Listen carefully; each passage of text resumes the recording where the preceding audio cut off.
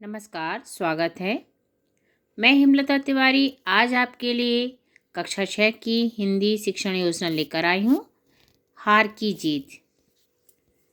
सबसे पहले learning outcome, बच्चे दूसरों के द्वारा बताए गए अनुभवों को सुनकर अनुभवों को व्यक्त करना जानते हैं। बच्चे पाठ्येतर सामग्री में आए नए शब्दों पर जिज्ञासा व्यक्त करते हैं, संदर्भ में उनके अर्थ का अनुमान लगाते हैं और शब्दकोश को देखकर पुष्टि करते हैं।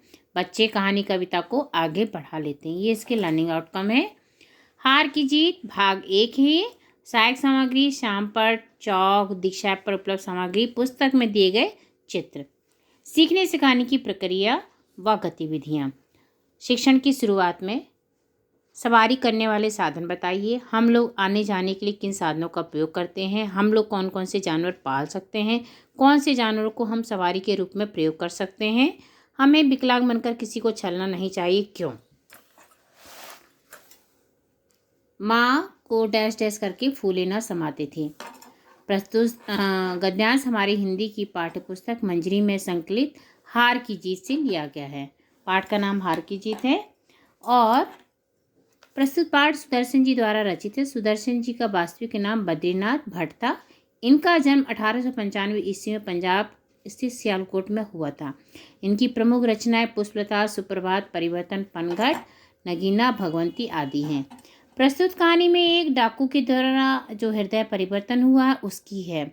दीक्षा ऐप पर उपलब्ध सामग्री को दिखाकर कहानी को प्रारंभ में ही माँ अपने बच्चे से प्रेम करती है, किसान अपने खेतों से, वैसे ही बाबा भारती अपने घोड़े सुल्तान से। बाबा भारती अपने सुल्तान को दाना पानी स्वयं अपने हाथ से देते थे।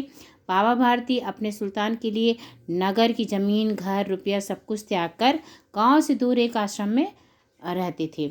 वो सुल्तान के बिना रह नहीं सकते थे। सुल्तान के चर्चे दूर दूर तक फैले हुए थे।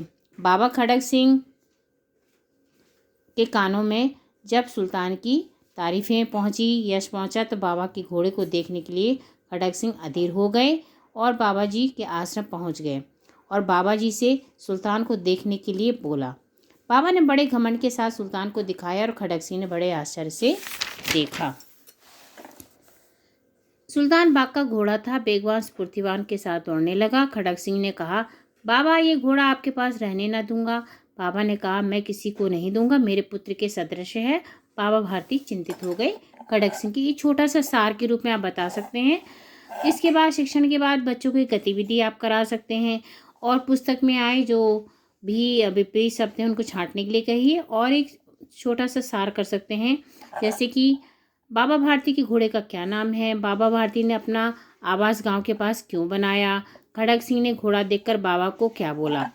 तो सुल्तान के लिए, अब सुल्तान तुम्हारे पास रहने न दूंगा।